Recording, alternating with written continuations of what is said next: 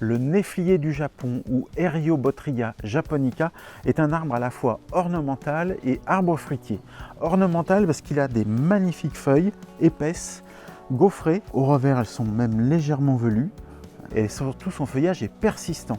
Et puis, il va vous faire des fruits qu'il faudra manger alors vraiment quand ils sont vraiment mûrs, parce que c'est des fruits sinon qui sont totalement astringents.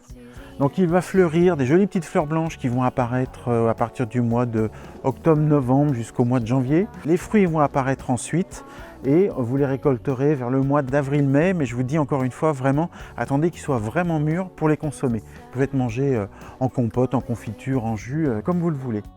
C'est un arbre qui peut mesurer entre 5 et 7 mètres de haut, sa pousse est assez lente. Il apprécie à peu près tous les sols à une condition, c'est que ce ne soit pas des sols trop lourds parce qu'il déteste l'humidité stagnante en hiver. Il peut supporter le plein soleil ou la mi-ombre, c'est sans problème. Les fruits seront vraiment bons si l'arbre est vraiment bien exposé au soleil, parce que sinon les fruits vont manquer un petit peu de saveur. C'est un arbre qui n'est pas très résistant au froid quand il est jeune. On va dire qu'il va tenir à peu près à moins 10 degrés. Un sujet bien installé, adulte, pourra supporter un moins 15, mais donc c'est un arbre à protéger un petit peu. Si vous êtes dans une région froide, vous pouvez le cultiver en pot bien sûr. Ici en tige, vous avez un autre Eriobotria qui est un hybride américain, qui est l'Eriobotria Copperton.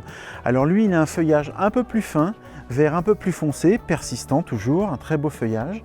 Il va fleurir mais avec des fleurs roses et il vous fera des petits fruits comme des prunes, pareil à la même époque et qu'il va falloir consommer vraiment mûr. Vous pouvez bien sûr aussi le cultiver en pot.